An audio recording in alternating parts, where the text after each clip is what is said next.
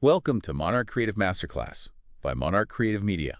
I'm David. And I'm Emily. And this is our second deep dive. We're talking directly to you today, self-published authors, about something that, well, maybe it's on your mind. The journey to getting signed by a traditional publishing house. Yeah, that's right. We want to really unpack what that looks like, from having that finished book all the way to hopefully signing that contract. Hi, everyone. It's good to be back. And yeah, it's a really interesting topic because we know a lot of you listening have navigated the self-publishing world already. You've done the hard yards there. Exactly. And the idea of traditional publishing, well, it can seem appealing for different reasons, right? Maybe wider distribution, getting into bookstores. The support, too. Yeah. Like editorial and marketing. Definitely. That support system, and maybe even just the credibility that can come with a traditional name. Yeah. Right. That stamp of approval, kind of.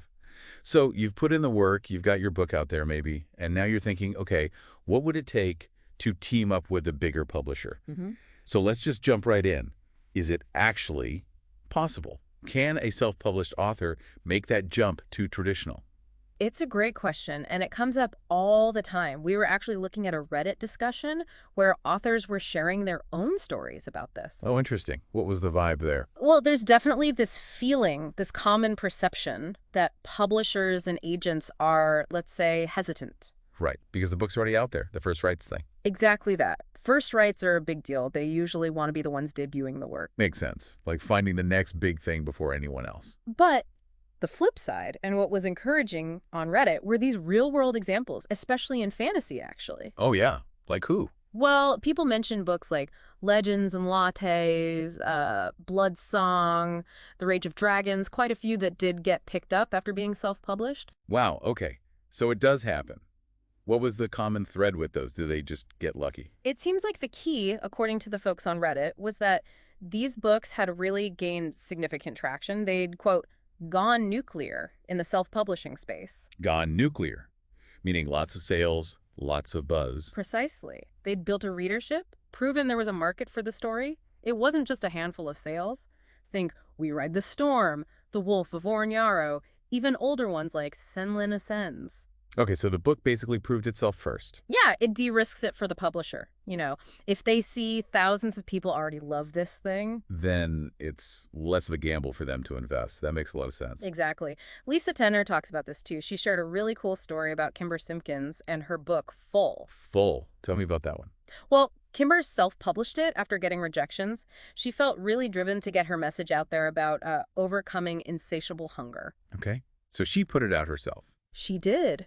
And then, just a couple of months later, before she even found out she'd won an award for it, she gets contacted by a publisher. No way. And get this, it was the same acquisitions editor who had rejected her query before. That's amazing. What changed? Did the editor just happen to see it doing well? Well, Tanner says the book was just exceptional. It filled a real need. And crucially, at that specific moment, that editor was actively looking for a book on eating disorders. So timing and quality and maybe a bit of serendipity. Right.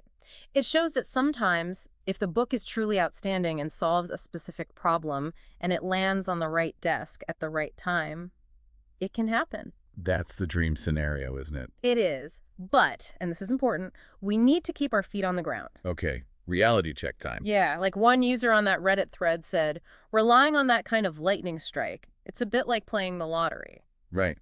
Inspiring, yes, but not the standard playbook. Not usually, no. Okay, so for the self-published authors listening who are thinking strategically, maybe they haven't gone nuclear yet, but they've got a book they really believe in, or maybe they're planning their next book with traditional publishing in mind. Yeah. What's the roadmap? What does that process typically look like? Okay, yeah, let's map it out. Tiffany Hoff's article gives a good overview, sort of 6 main steps. Step 1, and this echoes Lisa Tenner too, is finish and polish your book or proposal. And finished means really finished, right? Not just typed the end? Absolutely. The best possible version it can be. For fiction, that means a complete manuscript. Revised, edited, polished professionally. No typos, no plot holes you haven't fixed. Yeah. You're putting your best foot forward. Exactly. Now, for nonfiction, and sometimes memoir too, it often starts with a proposal, not necessarily the whole book up front. Okay, what goes into a proposal like that? Tiffany Hawk breaks it down. You need a clear overview. Your author bio, crucially, your platform, what audience you already have, analysis of competing books, who your target audience is, your marketing plan, a chapter outline, and importantly, some strong sample chapters. So you're selling the idea and yourself as the author even before the whole book is written sometimes. For nonfiction, yes, often. Memoir is a bit tricky. Hawk notes sometimes they want the full manuscript, sometimes a proposal, maybe even both. Depends on the agent or publisher. Okay, so polished manuscript or killer proposal in hand. What's step 2? Step 2, query literary agents. This is pretty much essential for most traditional deals, especially with the bigger houses. Why an agent? Can't you just send it straight to Penguin Random House? Well, you can try, but most major publishers don't accept unsolicited manuscripts directly from authors. They rely on agents to vet submissions. Hawk mentions some smaller presses, maybe certain romance publishers or university presses might take direct submissions. But generally the agent is the gatekeeper. They are, but also your advocate.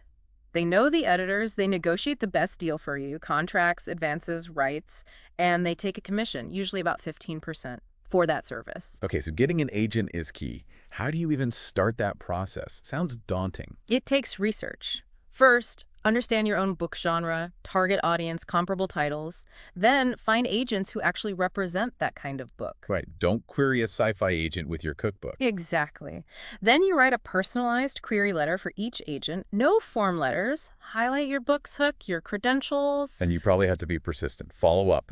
Follow their submission guidelines carefully. And yes, follow up politely if you don't hear back within their stated time frame. It's a process. Okay, persistence pays off. You land an agent. High five. Then what? Does the agent just send it out?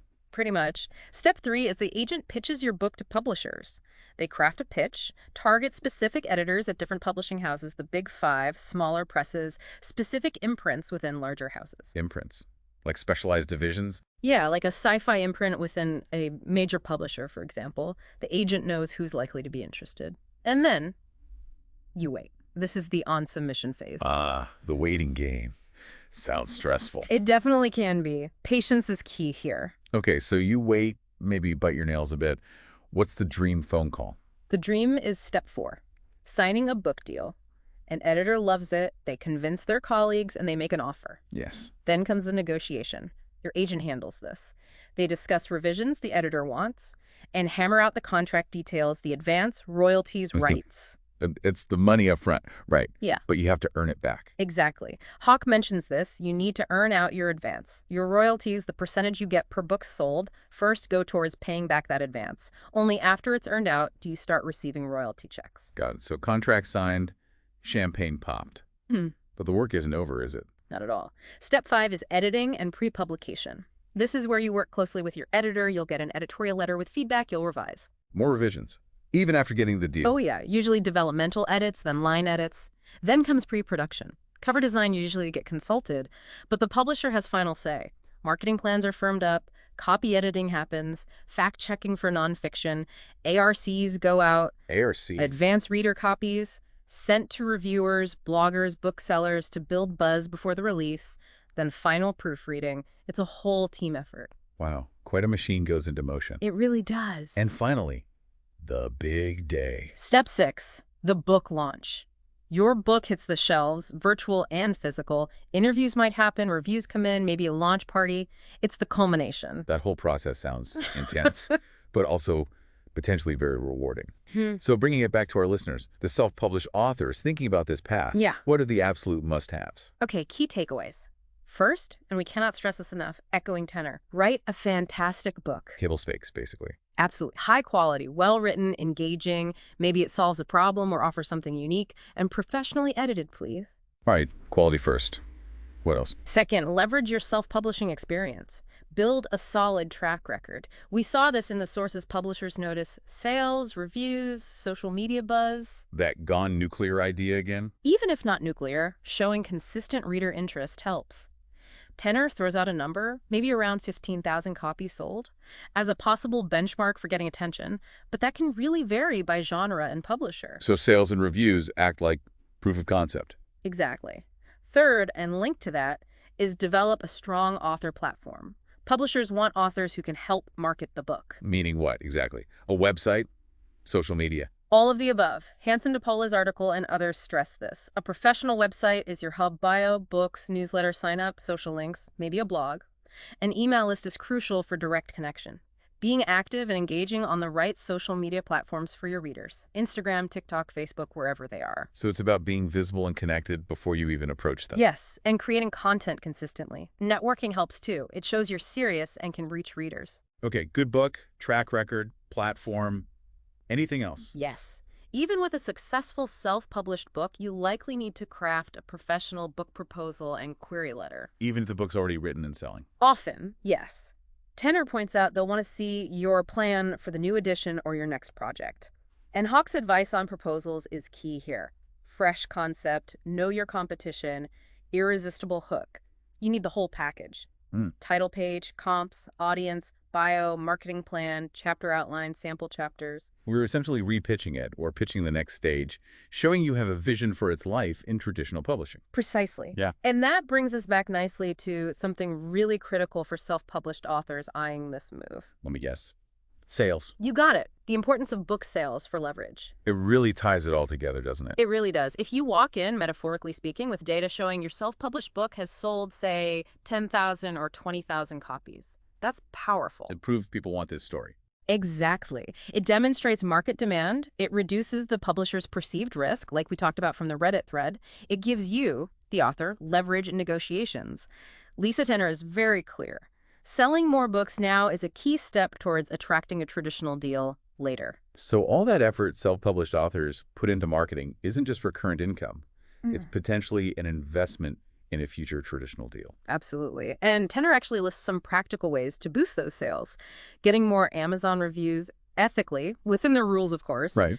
Using Amazon ads smartly, being a guest on podcasts your readers listen to, entering reputable book awards, getting your book to influencers, offering a lead magnet, like a free story for email signups, maybe even offering paid services related to your book, like workshops. That's a great checklist of actionable things. And, hearing all this, it feels like a good moment to talk about how we at Monarch Creative Media can actually help authors with these very things.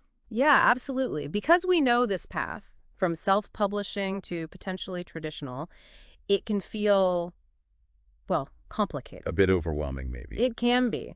And that's where we aim to step in.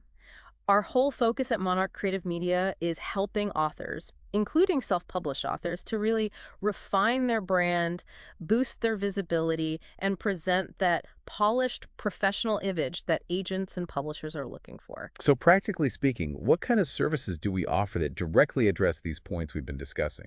Things that make an author more attractive to a traditional publisher. Well, first off, the book itself. We offer professional editing and book branding services, making sure the manuscript is top-notch and the cover looks professional and marketable. That's foundational. Okay, polishing the core product. Exactly. Then, for building that track record and platform, we do strategic marketing campaigns. That includes ongoing social media management, building that community, and comprehensive SEO and content strategy to make you more discoverable online. Right, increasing visibility. And we develop author platforms, from advanced websites that act as that central hub to ongoing support through our VIP monthly retainers. We also have something called the Literary Legacy Launch, which is specifically designed for authors who might want to relaunch or reposition a previously self-published book for the traditional market. So it's really about providing the tools and expertise to help authors bridge that gap, to look and operate like the kind of author a traditional house wants to partner with. That's the goal. It's about helping authors demonstrate their commitment, their market awareness, and their potential for success within that traditional structure. It enhances their whole package. Makes sense. So, wrapping things up for today. Yeah. The big picture for our listeners. The journey from self-published to traditionally published, it's definitely possible. We've seen the examples. But it's not accidental. No, it requires strategy. It requires, first and foremost, that fantastic book, then building that track record, the sales, the reviews, and cultivating that strong author platform. And really, the focus should always start with the writing, right? Create excellent work, connect with readers. Yeah.